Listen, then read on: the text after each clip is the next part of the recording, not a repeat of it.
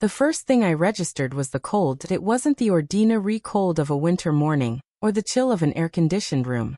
This was a deep, bone-gnawing cold that seemed to come from inside me, radiating outway RD until my very marrow felt like ice. I tried to move my fingers, but they wouldn't respond. I tried to open my eyes, but my lids felt sewn shut with leaden thread. Then came the smell. Gasoline. Thick, acrid, suffocating. It filled my nostrils, coated my tongue, burned my throat. I gagged, but my body wouldn't cooperate. I was trapped in a prison of my own flesh, conscious but utterly helpless. The sound of footsteps crunching on gravel reached my ears. 2 sets of them. One heavy, deliberate. The other lighter, almost skipping. She's still breathing. Mark's voice. I would have known it anywhere. The same voice that had whispered sweet nothings in my ear on our wedding night. The same voice that had assured me everything would be fine as he signed the papers that drained my father's company dry. Good. Bethany's voice. High and sweet like poisoned honey. I want her to feel every second of it. I want her to know who won. I heard the trunk of the car creak open above me. A sliver of moonlight sliced through the darkness, illuminating the faces of my husband and my best friend. They looked down at me like I was nothing more than a piece of garbage they were finally getting rid of. Please. I tried to say, but only a rasping wheeze escaped my lips. My tongue was swollen, my throat raw from screaming. I had screamed so much in the beginning, before I realized that no one was coming to save me. That no one ever had. She's trying to say something, Bethany observed, her perfectly manicured nails tapping against the rim of the trunk. What was that, Livy? Please what? Please don't kill you, she laughed, a tinkling sound that had once made me feel warm inside. You always were pathetic. Mark said nothing. He just read at me with those cold, calculating eyes I had once mistaken for intensity. The eyes of a man who had spent 5 years systematically dismantling every shred of my self-worth, until I was nothing but a hollow shell, desperate for his approval. Let's get this over with, he said finally. We have a plane to catch. Wait. Bethany held up a hand. She crouched down, bringing her face close to mine. In the darkness, her blue eyes seemed to glow with malice. I want to say goodbye properly. We've been friends for so long, Liv. It would be rude not to. I had met Bethany in college. She was the first person who had ever been kind to me without wanting something in return, or so I'd thought. She was the one who held my hair back when I threw up after my first frat party. She was the one who stayed up with me all night when I was convinced I was going to fail my finals. She was the one who introduced me to Mark at a mutual friend's barbecue. Remember how we met, she said, as if reading my thoughts. You were so pathetic, standing in the corner of that party, clutching your drink like it was a life raft. I felt sorry for you. And I thought, that girl needs a friend. A real friend. She smiled, her lipstick a perfect crimson are in the moonlight. What I didn't realize is how useful you would be. You had the money. You had the connections. And you were so desperate to be loved that you would give it all away for a scrap of affection. No, ikruaka. The word was barely a whisper, but she heard it. Oh yes. She reached down and stroked my hair. A gesture that had once been comforting and now felt like a violation. I know about the affair, Liv. You think I didn't? I engineered it. Mark was losing interest in the mariage, and I needed to keep him close. What better way than to become his mistress? Her fingers tightened in my hair, yanking my head back. But you had to ruin everything, didn't you? You had to find the divorce papers. You had to start asking questions. You had to threaten the inheritance. I won't say anything, I gasped. I promise. I'll disappear. I'll go anywhere. Just please. You'll disappear, all right, Mark said, his voice flat. He was looking at me the way he might look at a piece of furniture he was tired of. There's a cliff about 3 miles from here. The road is unpaved, treacherous, and it's been raining all day. When the police find your car at the bottom of the ravine, it'll look like a tragic accident. The grief-stricken wife, devastated by her husband's infidelity, lost control on the curve. But I didn't. I tried to say. I hadn't been driving. I'd been unconscious in the trunk for hours. The brakes are recut, he continued as if I hadn't spoken. Your prints are on the steering wheel. Your blood alcohol level will be well above the legal limit, thanks to the bottle of wine we're about to pour down your throat. It'll be open and shut. And the best part, Bethany added, is that you'll be dead before we even leave the country. By the time anyone finds your body, we'll be on a beach in the Maldives, sipping Mai Tais and planning our wedding. Their wedding. I had survived 5 years of mariage to a man who had never loved me, endured years of manipulation and gaslighting and cruelty, and the endgame was them. Together. Happy. With my money. A sob built in my chest, but I forced it down. I wouldn't give them the satisfaction. I wouldn't beg anymore. You're never going to get away with this, I said, my voice stronger than I thought possible. Marquez's lips curved into a smile that didn't reach his eyes. Who's going to stop us? Olivia, your mother. The woman who told you that you were a disappointment the moment you were born, your father, who was so preoccupied with his own affairs that he never noticed his daughter was drowning.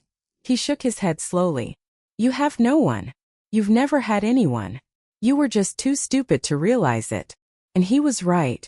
God help me, he was right. I thought of my mother, Margaret, who had called me on my wedding day to tell me I was making a mistake. Not because she was worried about me, but because she thought Mark wasn't rich enough. I thought of how she'd taken his side during every argument, telling me I needed to be more understanding, more accommodating, less emotional. I thought of how she'd refused to speak to me after my father died, blaming me for his depression, for his drinking, for the heart attack that had finally stopped him. I thought of my father, the only person who had ever truly loved me. He had tried to protect me, tried to warn me about Mark, but I had been too young, too naive, too desperate for someone to love me. I had pushed him away, told him he didn't understand, and then he was gone, and I was alone. And I thought of Bethany, my sister in all but blood, the woman who had held my hand through my father's funeral, the woman who had been my maid of honor, the woman who had been sleeping with my husband for the better part of our mariage. The betrayal was so complete, so absolute, that it felt almost like a physical blow. I had given them everything. My trust, my love, my money, and they had taken it all, leaving nothing behind but a hollowed-out shell that wasn't even fit for a pauper's grave. She's crying, Bethany observed, a note of satisfaction in her voice. I think she finally understands. She always was a slow Leah Renner. Mark replied. He reached into the trunk and grabbed me by the collar of my blouse, hauling me up like a sack of potatoes. My head lolled back, and I saw the car for the first time. It was my car, the sleek black sedan my father had bought me for my 25th birthday. It was supposed to be a symbol of my independence. Now it was going to be my coffin. Mark shoved me into the driver's seat, his hands rough and impersonal. He strapped the seatbelt across my chest, making sure it was secure. Bethany climbed into the back seat, producing a bottle of expensive red wine from a bag. Open wide, she sang, tilting the bottle to my lips.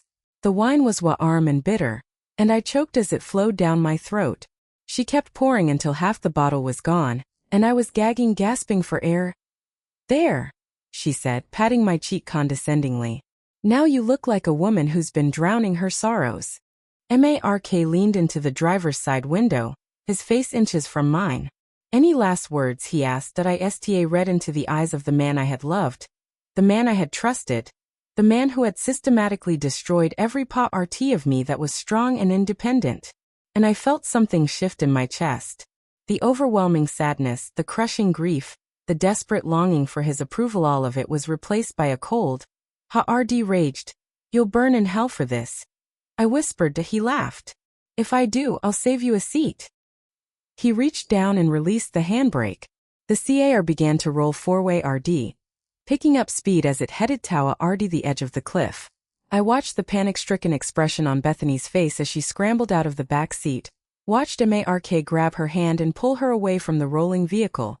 The last thing I saw was the two of them standing on the side of the road, a RMS around each other, watching me disappear over the edge of the precipice. The impact was deafening.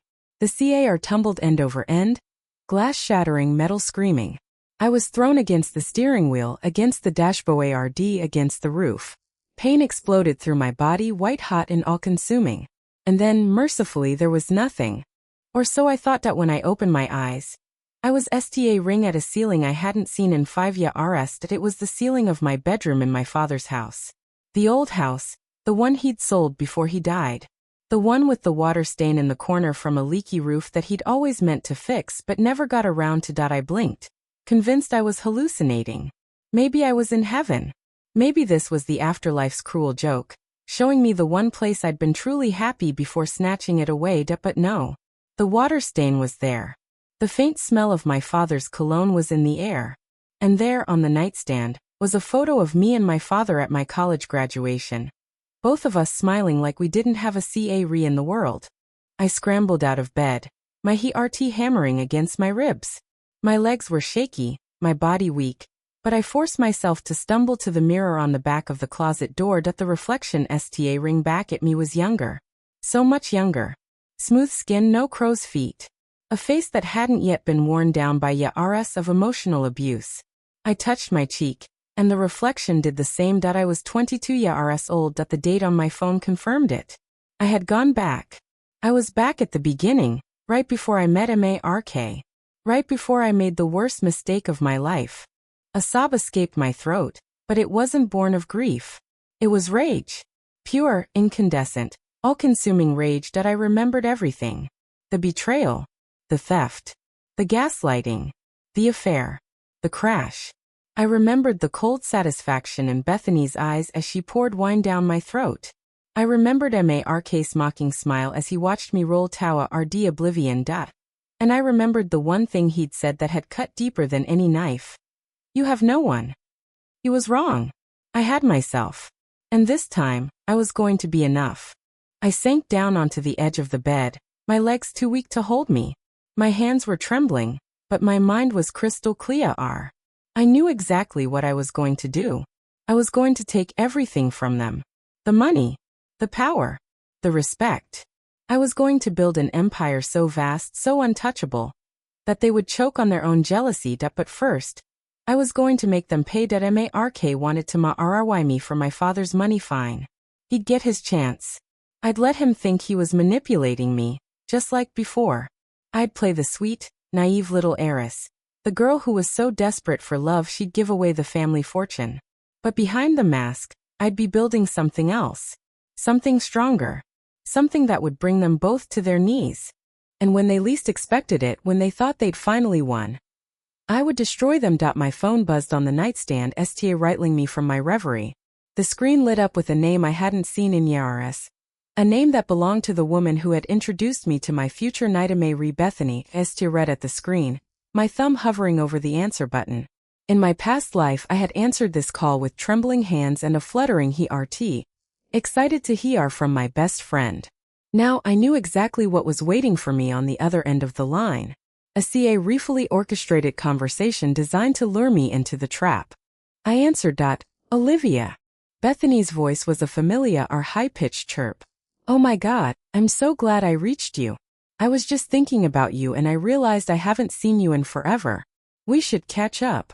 I listened to her prattle on about a party she wanted me to come to. A party where I would conveniently run into a handsome, ambitious man who would sweep me off my feet. I felt nothing but cold contempt. That sounds lovely, I said, my voice steady. I'd love to come. Great. I'll send you the details. And Olivia. She lowered her voice, a conspiratorial whisper. There's someone I want you to meet. He's perfect for you. Trust me. Trust her. The irony was so sharp it almost made me laugh. I trust you completely, I replied.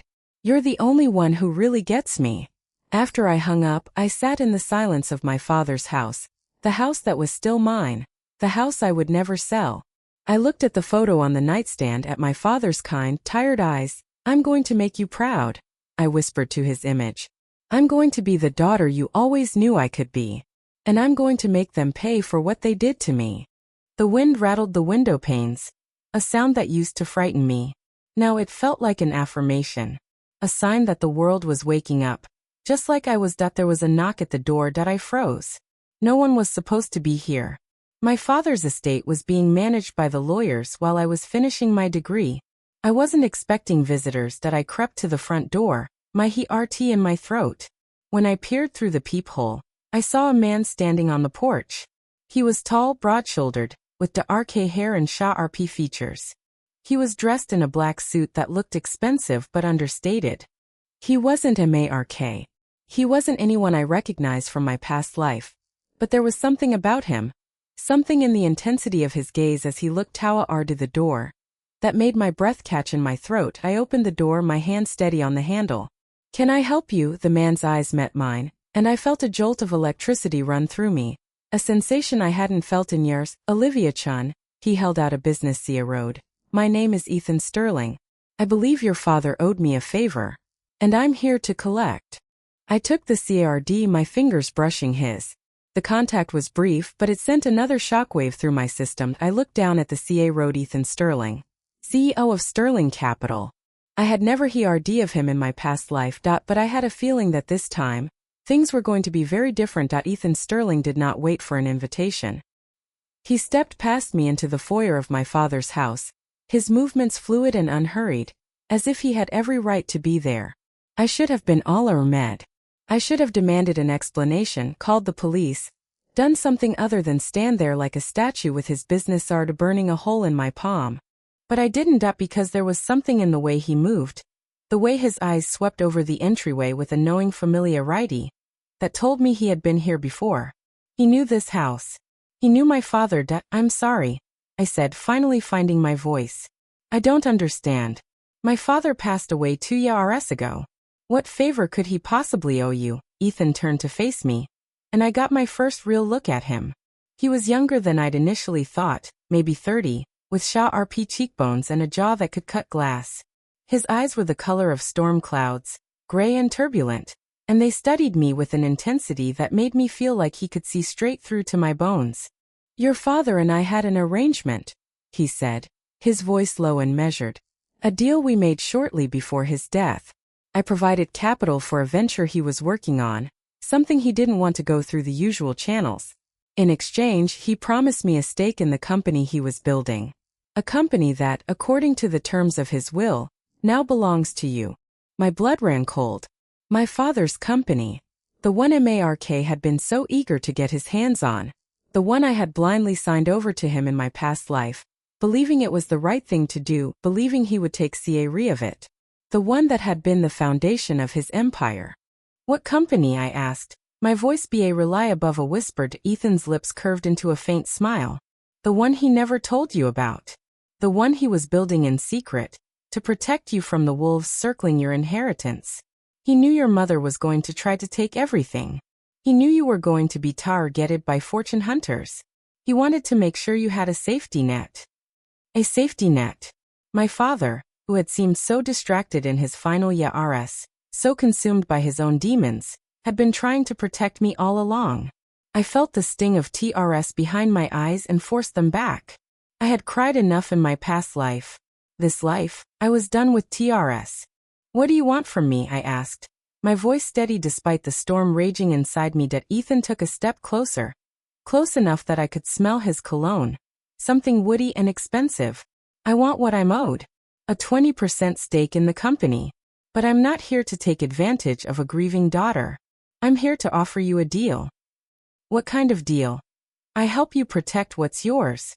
I provide the capital, the expertise, the connections you need to build something that no one can take away from you. In exchange, you give me a seat at the table. A partnership, not a handout." I studied him, searching for the lie, the angle, the hidden agenda. But all I saw was a man who looked at me like I was worth something. Like I was more than just a naive heiress with a target on her back. "Why?" I asked. "Why would you do this? You don't know me. You have no reason to trust me." Ethan's gray eyes flickered with something I couldn't quite read. "Your father saved my life," he said quietly. "Years ago, before I was anyone. I was young, stupid, and in over my head with the wrong people. He pulled me out of a situation that would have destroyed me, asked nothing in return. I never got the chance to repay him. This is my way of honoring his memory." I looked down at the business card in my hand, at the embossed lettering that proclaimed him the CEO of one of the most successful investment firms in the country. A man like this didn't need my father's company. He could have bought and sold it a dozen times over. But he was here, standing in my foyer, offering me his help. Either he was telling the truth, or he was the best liar I'd ever met. I thought about my options. I could turn him away, go it alone, rebuild my life from scratch the way I'd originally planned. But that would take time I didn't have. Mark was already circling. Bethany was already scheming. And my mother, God only knew what she was planning. Or I could trust him. Just this once. Keep him close, Leah in everything I could. And if he turned out to be like the others, I would deal with him when the time came to— All right, I said, extending my hand. You have a deal, Mr. Sterling. He took my hand in his grip was and firm. Ethan, he corrected. If we're going to be partners, you should call me Ethan. Ethan, I repeated, and something in his expression shifted. Satisfaction, maybe. Or relieved. Good, he said, releasing my hand. Then let's get sta root. There's a lot of work to be done, and we don't have much time. He spent the next hour explaining my father's secret venture. A tech startup that was on the verge of a major breakthrough.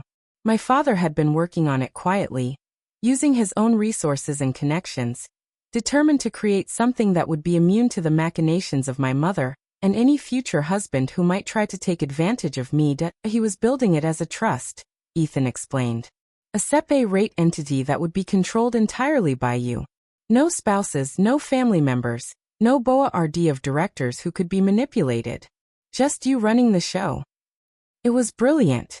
It was exactly the kind of thing my father would have thought of, the kind of protection he would have wanted for me. And I had let it slip away in my past life. Too blinded by grief and desperation to see what was right in front of me. How do we protect it? I asked, my mind already racing with possibilities. If Mark finds out about it, he'll try to take control. Mark, Ethan's eyebrows rose. Mark Ashford, the tech entrepreneur, what does he have to do with this? I hesitated. I couldn't tell him the truth, not yet.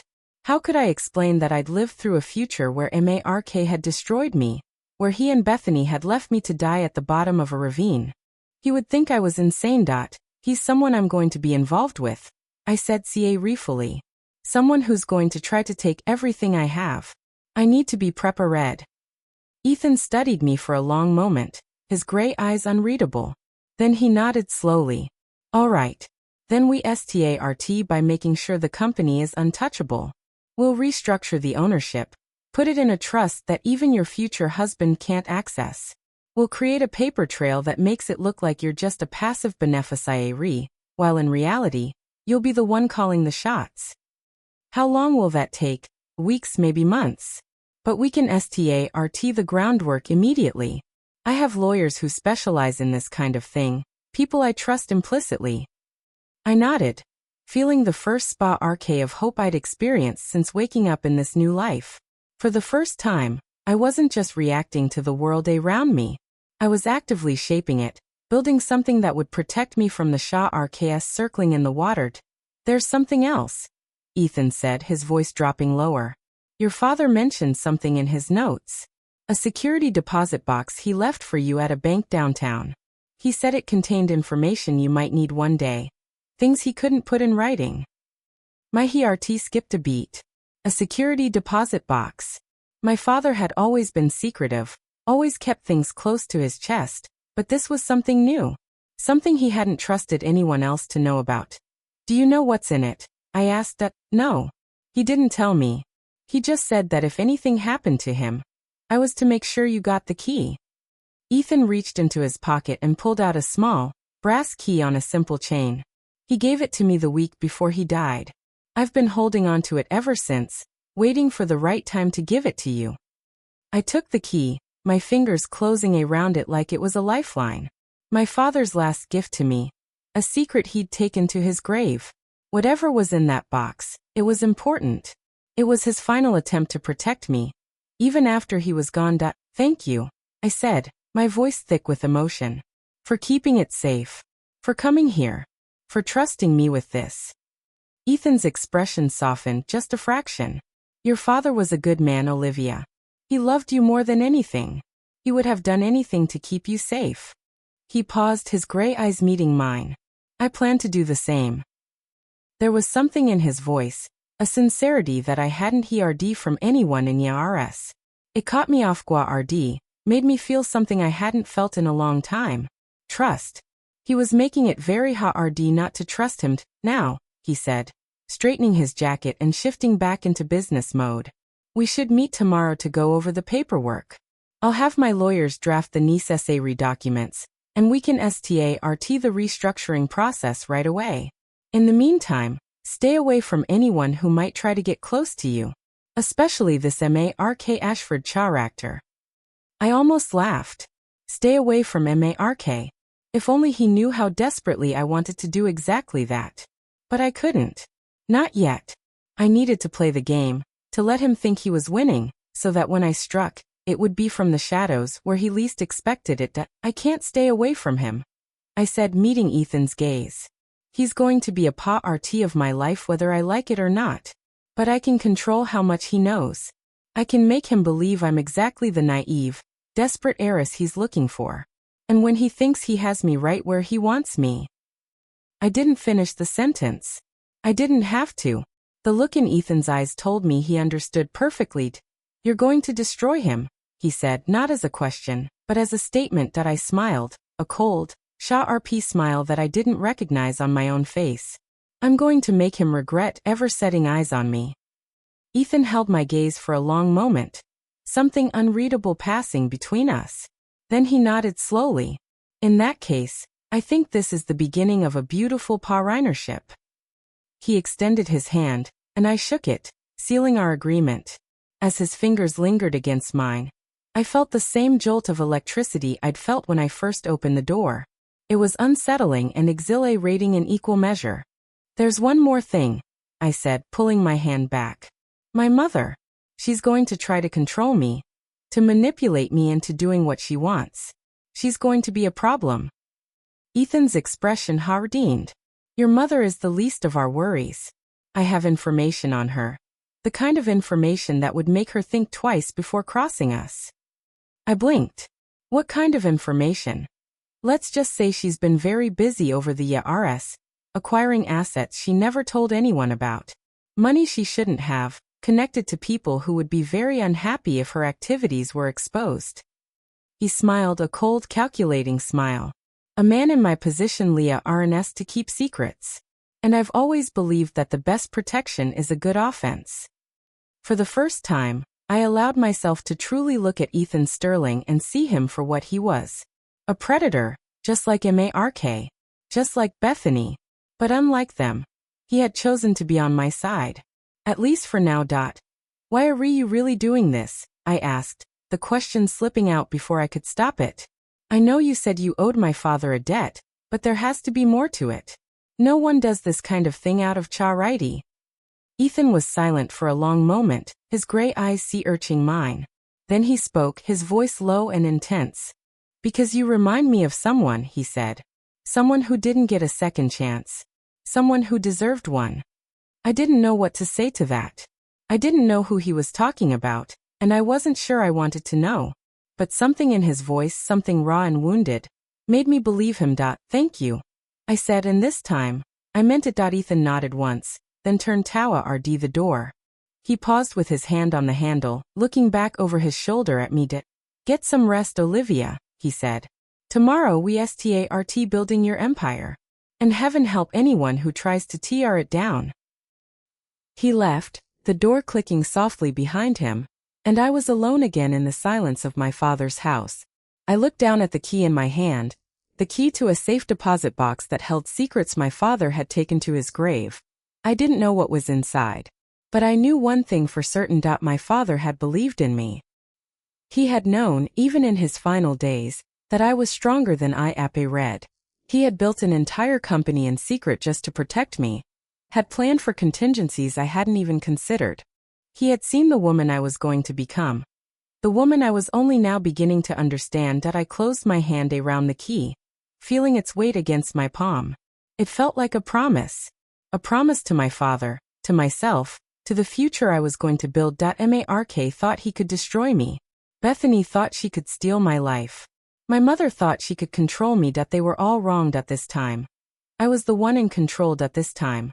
I was the one who would win. The bank was a fortress of marble and brass, the kind of place that smelled like old money and whispered secrets. I had dressed regretfully for this visit, choosing a cream-colored blazer and tailored trousers that made me look older than my 22-year-rs.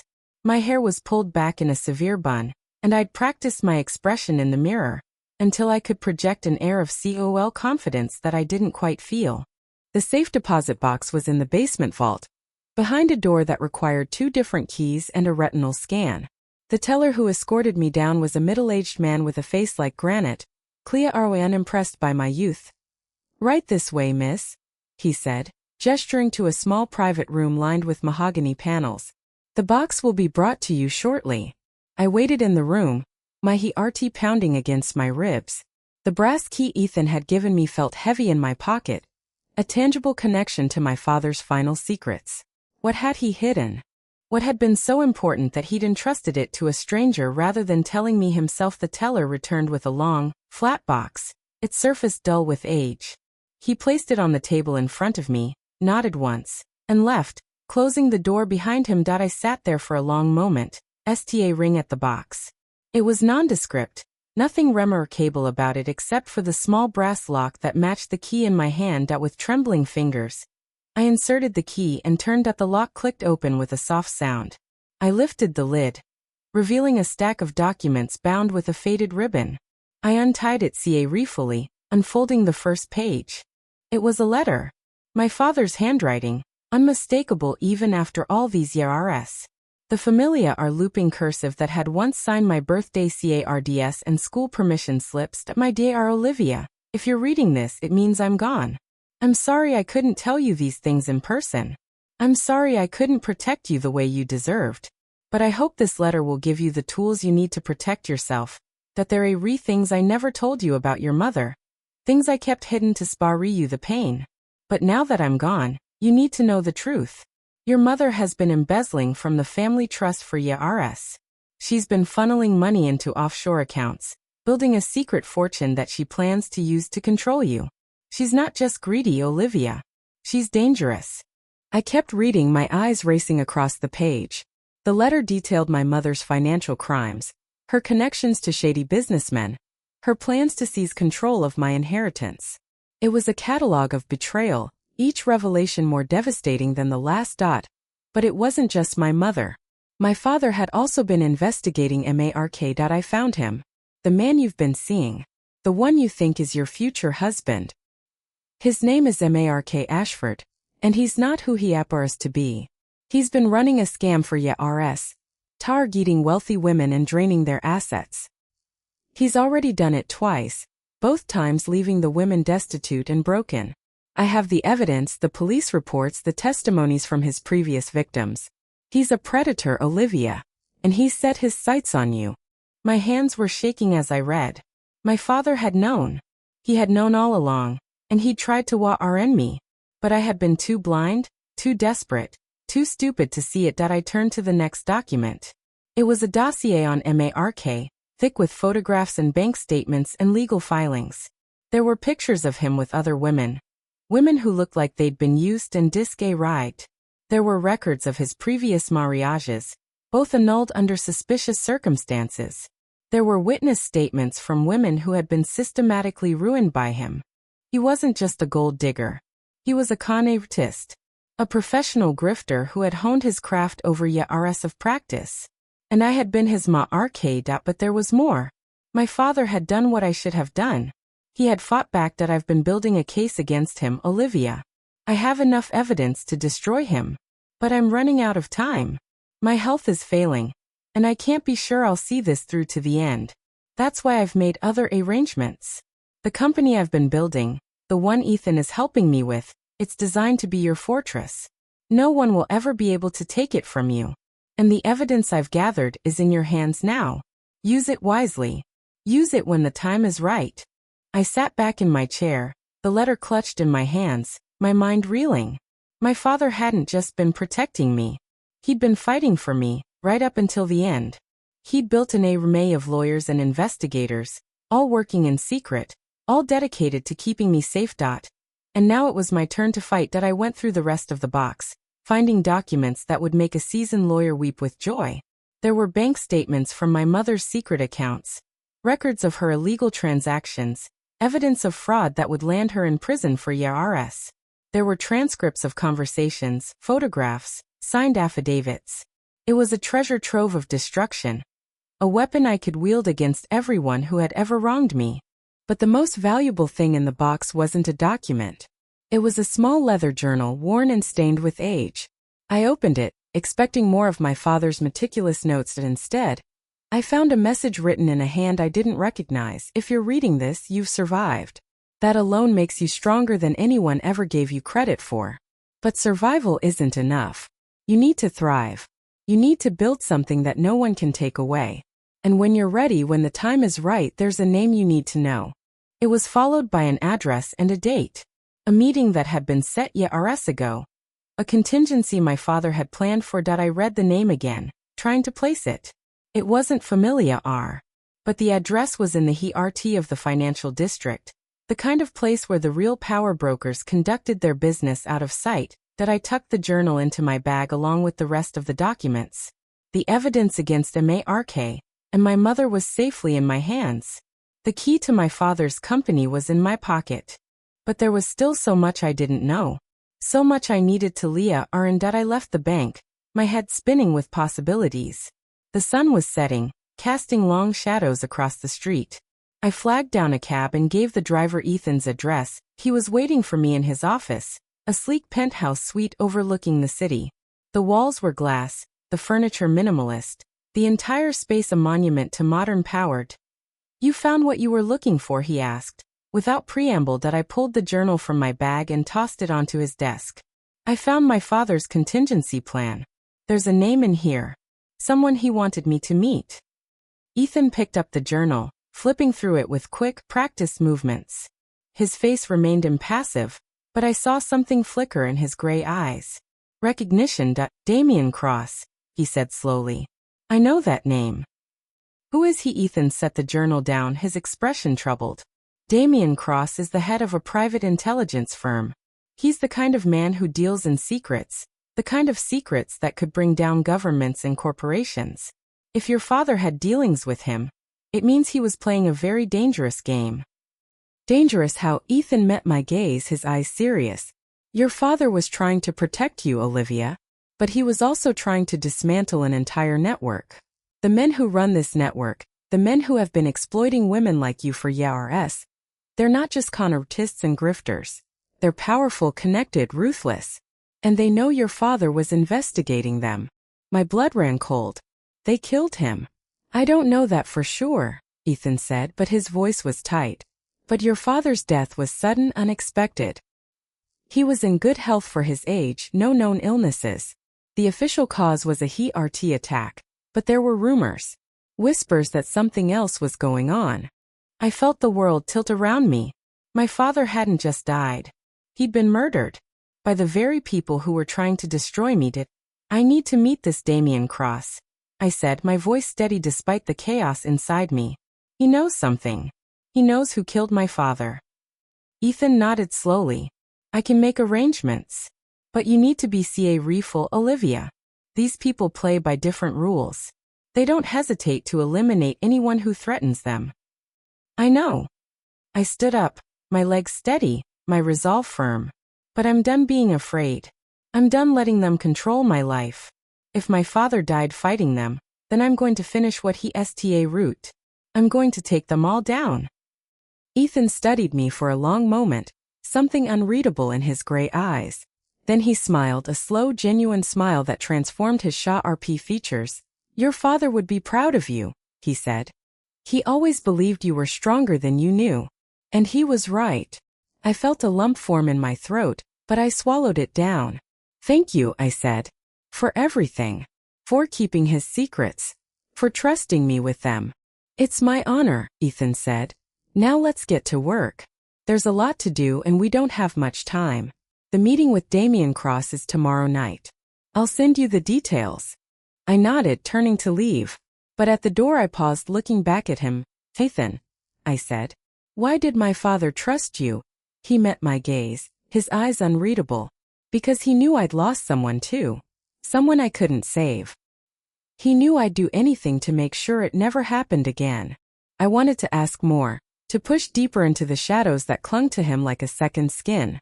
But I sensed that whatever he was hiding, it wasn't a story he was ready to tell tomorrow night. I said instead, "I'll be ready."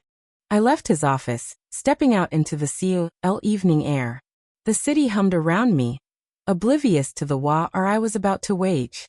I thought about Mark, about the dossier that detailed his crimes. I thought about my mother, the evidence that could destroy her. I thought about my father, the man who had given his life to protect me, that they had taken everything from me. My dignity, my self-worth, my future. They had stolen my life and left me to die at the bottom of a ravine. But they had made one mistake. They had given me a second chance. And I was going to make them regret it. I walked home, my footsteps echoing in the empty streets. The night was dark, but I wasn't afraid. For the first time in my life, I felt like I was finally in control. I was building something new, something powerful, something that would protect me from everyone who had ever hurt me. Tomorrow I would meet Damien Cross. Tomorrow I would learn the truth about my father's death. And soon, very soon, I would make them pay. The address in the journal led me to a nondescript building in the financial district, the kind of place that blended into the skyline with deliberate anonymity. No signage marked the entrance. No directory listed the tenants. Just a steel door with a single camera mounted above it, watching the street with unblinking attention. I had dressed in my armor again, a black pantsuit that cost more than most people's rent, hair slicked back, makeup minimal and sharp. I looked like I belonged in boardrooms, not back alleys.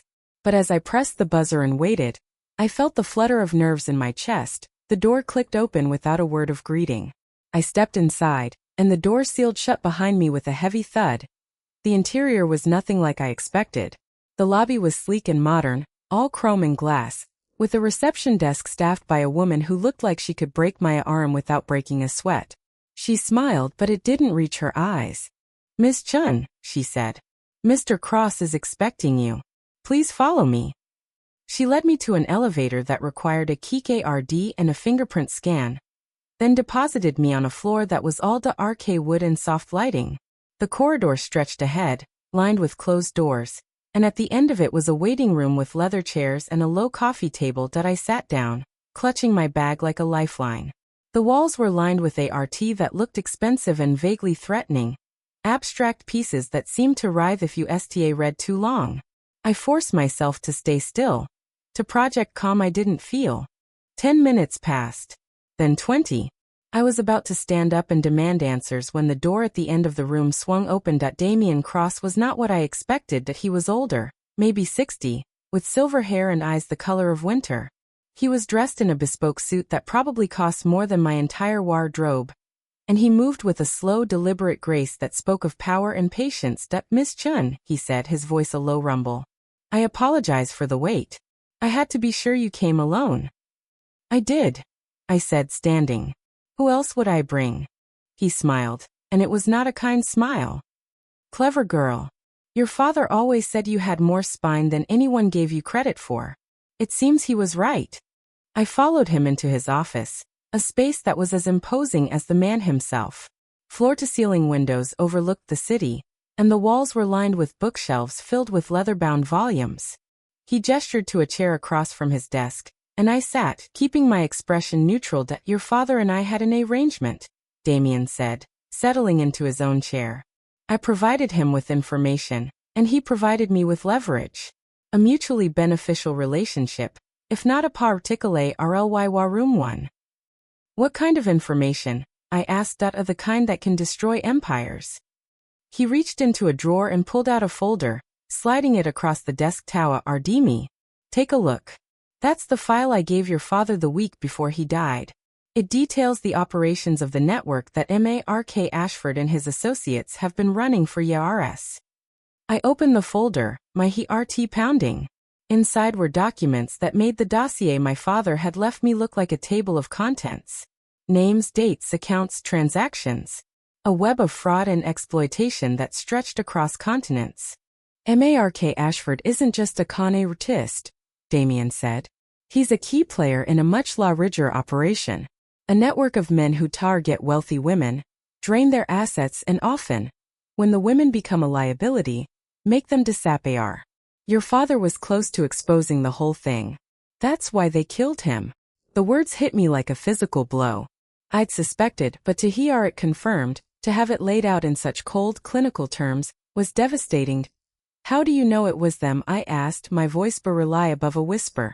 Damien leaned back in his chair, his eyes never leaving mine. Because I'm the one who found the body. Your father was on his way to meet me when he was murdered. His car was forced off the road, made to look like a drunk driving accident. But I knew better. I knew he wouldn't have been drinking that night. He was too focused on the case. I felt tears prick at my eyes and forced them back. Not here. Not now. I had to be strong. Who else is in this network? I asked. Who else is involved? Damien pulled another file from his drawer. Open it, he said. See for yourself. I did. And what I saw made my blood run cold. That my mother was on the list. She wasn't just a passive participant. She was an active contributor, funneling money to the network in exchange for their help in controlling her daughter's assets. She had been working with Mark before I even met him, orchestrating the entire arrangement from behind the scenes. I can't believe it, I breathed. My own mother. She saw you as a commodity, Damien said bluntly. A resource to be exploited. Your father, on the other hand, saw you as his greatest legacy. He fought them every step of the way, knowing they would kill him if he didn't stop. And in the end they did. I closed the file, my hands shaking with rage. I'm going to destroy them, I said. All of them. Every single one. Damien studied me for a long moment, and something shifted in his expression. Approval maybe. Or recognition. Your father said you had a fire in you, he said. He said you just needed the right kindling. It seems he was right. He pulled out a small USB drive and handed it to me. Everything I have is on here. Names, accounts, locations, evidence. Enough to bring down everyone involved.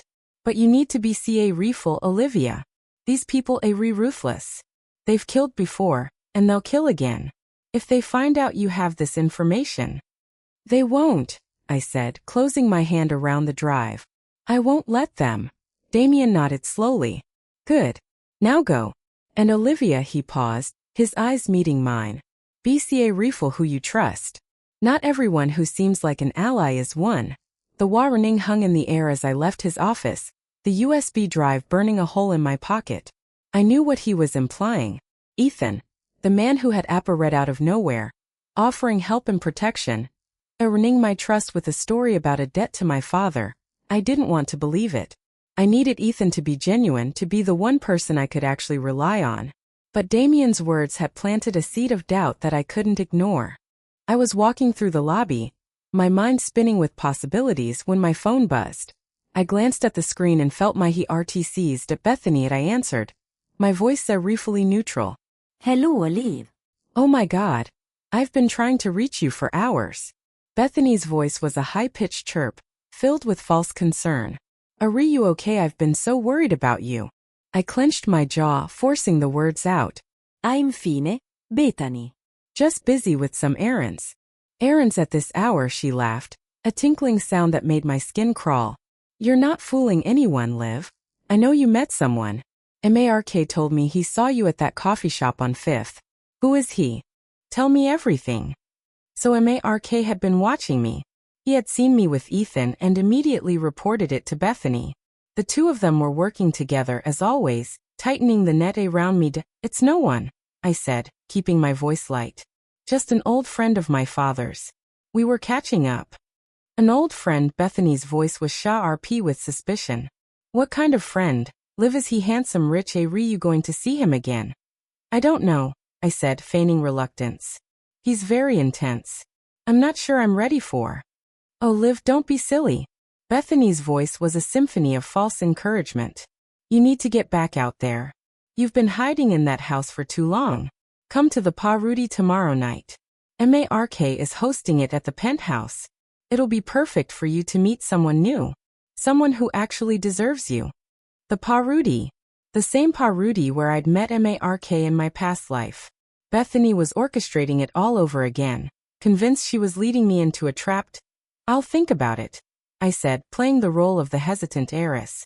No, don't think about it, Bethany insisted. Just say yes. Trust me, Liv. I only want what's best for you. Trust her. The words were so absurd they almost made me laugh. Okay, I said. I'll come. What time? 8 o'clock. We are something stunning. You deserve to shine, Liv. Don't let anyone dull your sparkly. She hung up, and I stood in the middle of the lobby, the phone clutched in my hand, a cold smile spreading across my face. Bethany thought she was playing me, leading me to slaughter like a lamb to the wolves. But she had no idea what I was capable of now. She had no idea that I knew everything. Their plans. Their secrets. Their lies. Tomorrow night, I would attend the party. I would smile and make pleasant conversation and pretend to be the naive, desperate heiress they all believed I was. I would let Mark seduce me, let Bethany manipulate me, let them think they were winning. And then, when the moment was right, I would pull the rug out from under their feet. I tucked the USB drive into my bag, feeling its weight against my hip. Inside was everything I needed to destroy them. Every piece of evidence, every thread of the conspiracy, every secret they thought was buried forever. Tomorrow night, the game began in earnest, and this time, I would be the one holding all the stars. The penthouse was a cathedral of excess. Crystal chandeliers dripped from the ceiling like frozen waterfalls, and the windows offered a panoramic view of the city skyline, a glittering tapestry of lights that seemed to stretch into infinity. The crowd was a sea of designer gowns and $1,000 haircuts, the kind of people who measured their worth in net worth and their friendships in quarterly reports. I walked through the doors at exactly 8 o'clock, wearing a dress I had bought with my father's money in a past life. It was deep burgundy, the color of dried blood, with a slit that ran dangerously high and a neckline that dared anyone to look away. My hair was loose, cascading over my shoulders in waves, and my makeup was a study in calculated perfection. Bethany spotted me immediately.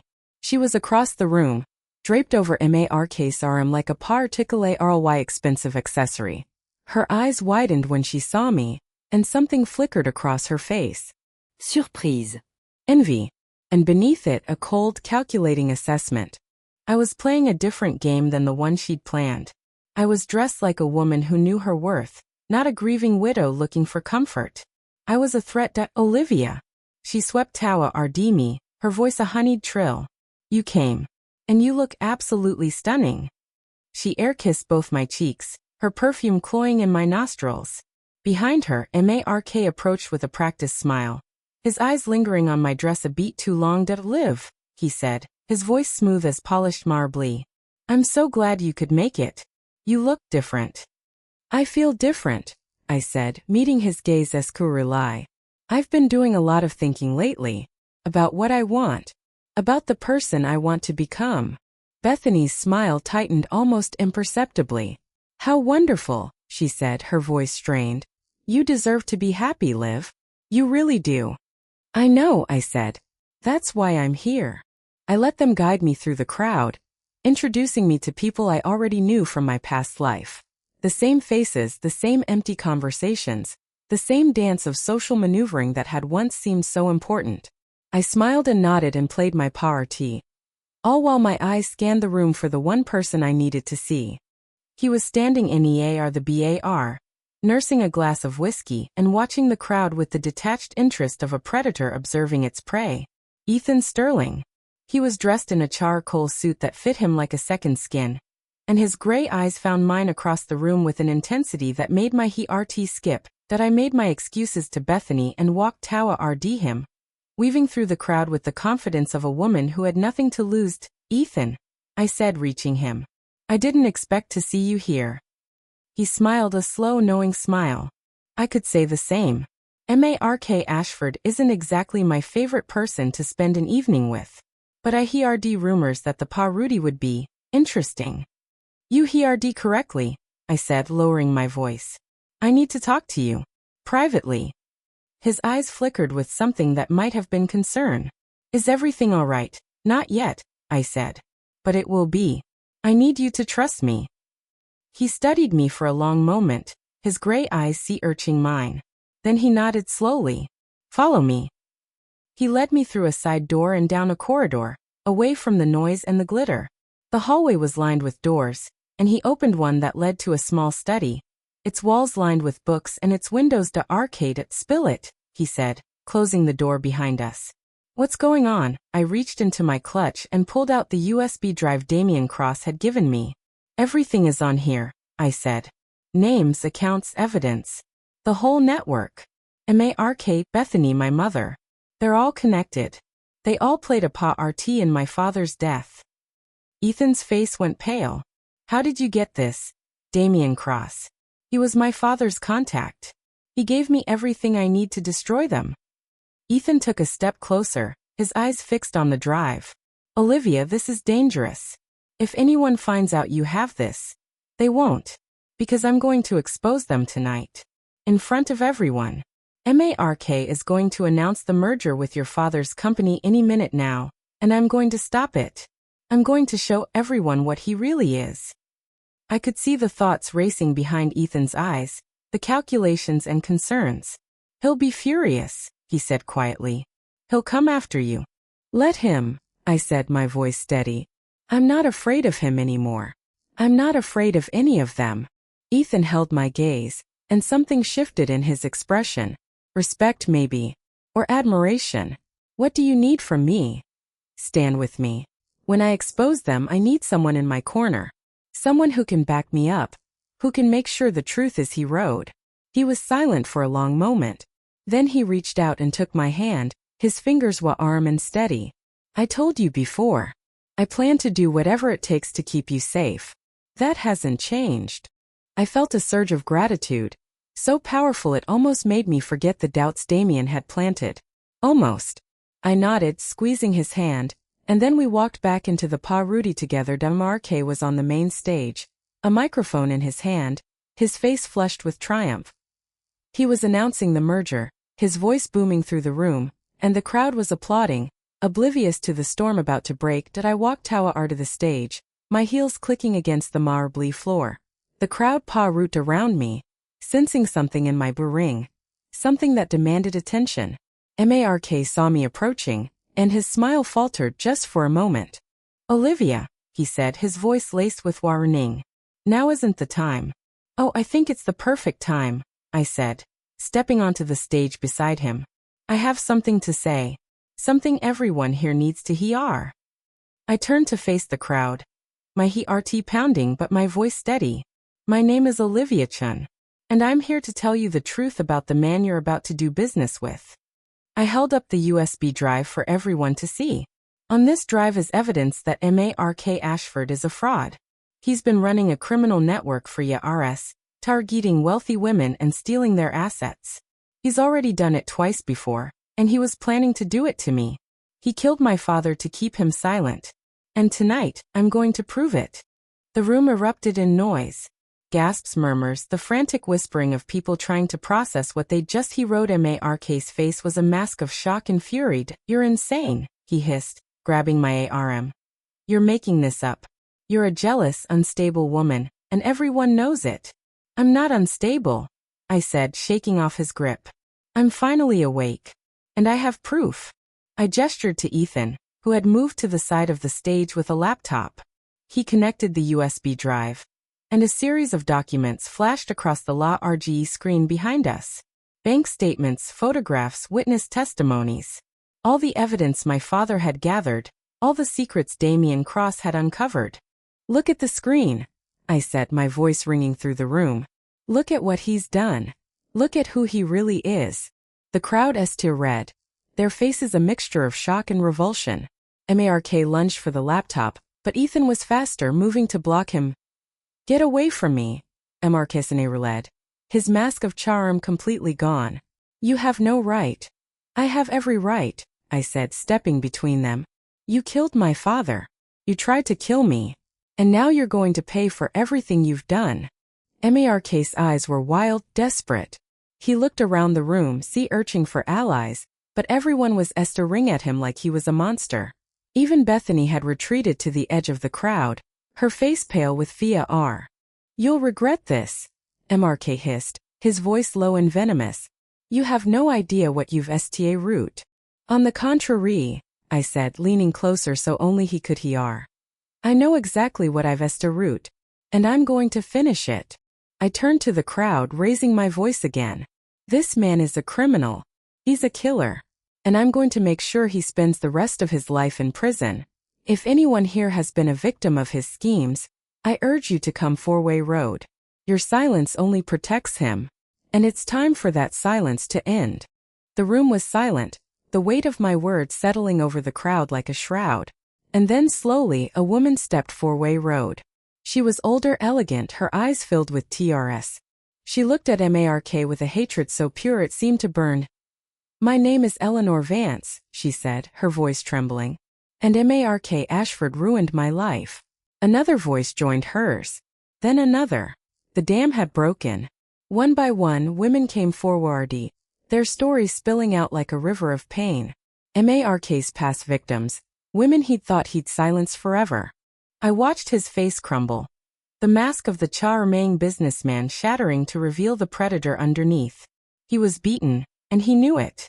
He stumbled backward, trying to escape, but security was already moving toward him. Their faces grimmed out in the chaos. I saw Bethany slipping toward the door. She was trying to escape, trying to save herself. But I had planned for that too, Bethany. I called out, my voice cutting through the noise. Where do you think you're going? She froze, her face white with terror. I didn't know, she said, her voice rely above a whisper. He didn't tell me everything. I didn't know about the murders. You knew enough, I said, walking toward her. You helped him. You were his accomplice. And now you're going to face the consequences. She burst into tears, her fully constructed facade crumbling into pathetic sobs. Please, Olivia. We were friends. You were my best friend. I was just trying to destroy me. I cut in. To take everything I had and leave me with nothing. You were never my friend, Bethany. You were just another predator in a pack of wolves. And now you're going to pay for what you did. I turned my back on her, walking away as security led her and Mark from the room. The crowd was in chaos, but I felt nothing but a strange, quiet calm.